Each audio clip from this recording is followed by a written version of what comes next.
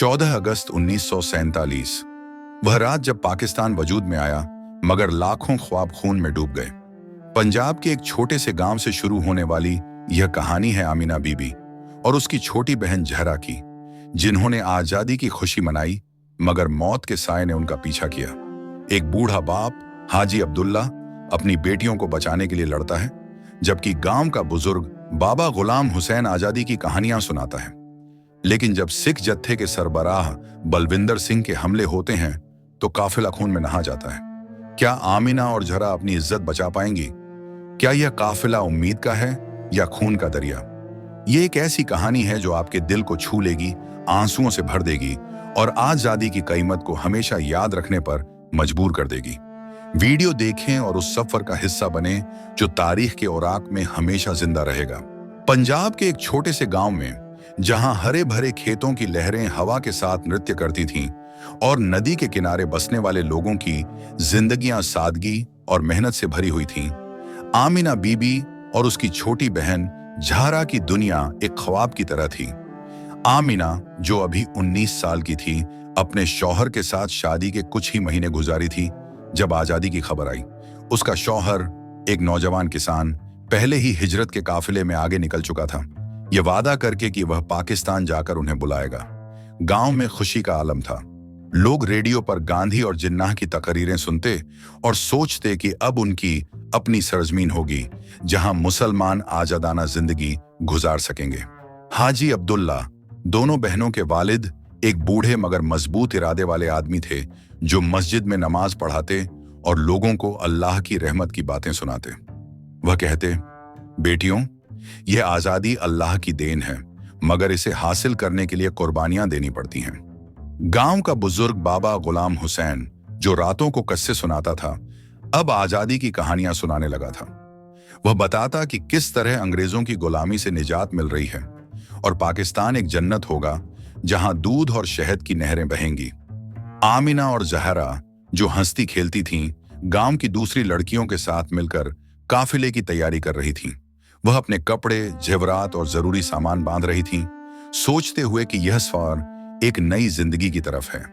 गांव में जश्न का माहौल था। लोग मिठाइयां बांटते और बच्चे खेलते हुए पाकिस्तान जिंदाबाद के नारे लगाते। मगर पृष्ठभूमि में अफवाहें फैल रही थीं कि करीबी गांव में सिख और हिंदू जत्थे मुसलमानों पर हमले कर रहे हैं। बाबा गुलाम हुसैन कहता, यह सब अस्थाई है, अल्लाह हमारी हिफाजत करेगा। आमिना अपनी बहन जहरा को देखती, जो 16 साल की थी और अभी जिंदगी की सख्तियों से नाआशना, और सोचती कि यह सफर उन्हें अलग तो नहीं कर देगा। काफिले की तैयारी में दिन रात एक हो गए। लोग बैलगाड़ियां तैयार करते, खाने पीने का सामान जमा करते और अल्लाह से दुआएं मांगते। हाजी अब्दुल्ला ने अपनी बेटियों से कहा, अगर कुछ हुआ तो अल्लाह पर भरोसा रखना और इज्जत की हिफाजत करना। गांव की औरतें मिलकर रोटियां पकाती और मर्द लोग हथियार जमा करते, क्योंकि अफवाहें सुनकर डर तो था मगर उम्मीद ज्यादा। आजादी की रात करीब आ रही थी। 14 अगस्त 1947, जब रेडियो पर ऐलान हुआ कि हिंदुस्तान तकसीम हो गया है और पाकिस्तान वजूद में आ गया है।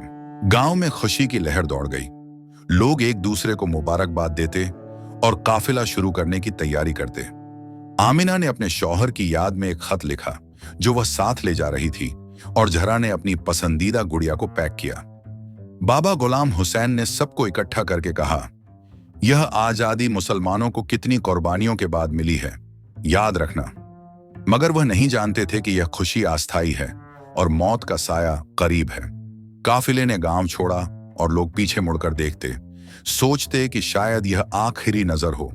रास्ते में दूसरे मुहाजिर मिले जो बताते कि उनके गांव जल चुके हैं। आमिना और जहरा एक दूसरे का हाथ थामे चलती और हाजी अब्दुल्ला आगे बढ़ते। बाबा गुलाम हुसैन पुरानी कहानियां सुनाता ताकि लोगों का हौसला बरकरार रहे। ये शुरुआती दिन थे जब उम्मीद की किरणें अभी रोशन थीं, मगर अंधेरा करीब था। तनाव का आगाज उस वक्त हुआ जब काफिला कुछ दिनों का सफर कर चुका था और अफवाहें फैलने लगीं कि करीबी गांव पर सिख जत्थों ने हमला किया है। आमिना बीबी, जो अब थक चुकी थी, मगर अपनी बहन जहरा की हिफाजत के लिए चौकस रातों को जागती रहती। जहरा, जो हंसती खेलती थी, अब खौफ से कांपती और पूछती, बाजी, क्या हम जिंदा पाकिस्तान पहुंचेंगी? हाजी अब्दुल्ला बूढ़े होने के बावजूद काफिले के लोगों को इकट्ठा करके कहते, डरो मत, अल्लाह हमारे साथ है। बाबा गुलाम हुसैन, जो अब अपने गांव की बर्बादी की कहानियां सुनाता, बताता कि किस तरह अंग्रेजों की तकसीम ने नफरत के बीज बो दिए हैं। रास्ते में मुहाजिरों की लाशें देखी जाती और लोग बताते कि सिख और हिंदू जत्थे मुसलमान औरतों को अगवा कर रहे हैं। बलविंदर सिंह, जो एक सिख जत्थे का सरबराह था, की अफवाहें फैल रही थीं कि वह काफिलों पर हमला करता है, मर्दों को मारता और औरतों को गुलाम बनाता। काफिला रुकता तो लोग दुआएं पढ़ते और आमिना अपनी बहन को सीने से लगा लेती। एक रात जब काफिला एक जंगल के करीब था, दूर से चीखें सुनाई दी। बाबा गुलाम हुसैन ने कहा, यह मौत का साया है, तैयार रहो। तनाव बढ़ता गया। लोग हथियार तैयार करते, मगर ज्यादातर निहत्थे थे। जहरा ने आमिना से कहा, अगर कुछ हुआ तो मैं मर जाऊंगी, मगर इज्जत नहीं खोऊंगी। हाजी अब्दुल्ला ने बेटियों को छुरियां दी, कहा कि खुद को बचाओ। अफवाहें हकीकत बनने लगीं जब एक मुहाजिर आया और बताया कि उसके गांव में औरतों ने इज्जत बचाने के लिए कुएं में छलांगे लगा दी। ये सुनकर आमिना का दिल धड़का, मगर वह मजबूत रही। काफिला आगे बढ़ता रहा, मगर रात का हमला नाजुक था। बलविंदर सिंह के जत्थे ने हमला किया। तलवारें चमकती और चीखें फिजा में गूंजती। मर्दों को मारा गया, बच्चों को कुचला गया और औरतों को घसीटा गया। हाजी अब्दुल्ला ने अपनी बेटियों को बचाने की कोशिश की, मगर एक तलवार ने उसे जख्मी कर दिया। बाबा गुलाम हुसैन ने आखिरी सांस में कहा, यह आजादी की कीमत है। आमिना और जहरा अलग हो गईं। जहरा को एक तरफ खींचा गया और आमिना ने भागने की कोशिश की। हमलावरों ने गांव के दरवाजे तोड़ दिए और खून का दरिया बहा। यह तनाव का आगाज नहीं, बल्कि अलमिया की शुरुआत थी। मरकजी अलमिया उस वक्त शुरू हुआ जब आमिना और जहरा अलग हो गईं और हाजी अब्दुल्ला जख्मी होकर गिर पड़े। आमिना ने चीखकर जहरा को पुकारा, मगर बलविंदर सिंह के आदमियों ने जहरा को घसीट लिया। जहरा, जो खौफ से कांप रही थी, ने मज़ाहमत की मगर नाकाम रही। हाजी अब्दुल्ला ने आखिरी ताकत से उठने की कोशिश की और एक हमलावर को मारा, मगर दूसरे ने उसे मार डाला। बाबा गुलाम हुसैन की लाश करीब पड़ी थी, जो अब खामोश था। आमिना भागी और एक कुएं के करीब पहुंची जहां कई औरतें जमा थीं। जहरा, जो अलग थी, ने देखा कि हमलावर उसे अगवा करने आ रहे हैं। उसने सोचा, इज्जत बचाने के लिए जान की कुर्बानी दे दूंगी, और कुएं में छलांग लगा दी। आमिना ने यह देखा और चीख मारी, मगर खुद को बचाने के लिए भागी। काफिला खून में डूबा था। लोग चीखते और आजादी की खुशी अब कर्ब बन गई थी। आमिना काफिले के बाकी लोगों के साथ पाकिस्तान की तरफ भागी, मगर उसका दिल टूट चुका था। यह अलमिया सिर्फ उनका नहीं, बल्कि लाखों मुसलमान औरतों का था जो तकसीम के वक्त कुर्बान हुई। नतीजा यह हुआ कि आमिना जिंदा पाकिस्तान पहुंच गई, मगर उसकी बहन, वालिद और बाबा की यादें उसे हर लम्हा सताती। वह अपने शौहर से मिली, मगर जिंदगी अब जख्मों से भरी थी।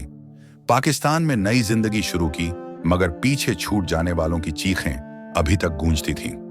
आजादी की कीमत जो आने वाली नस्लें नहीं भूल सकती, आमिना उसकी जिंदा मिसाल थी। वह बच्चों को यह कहानी सुनाती ताकि वे कुर्बानियों को याद रखें।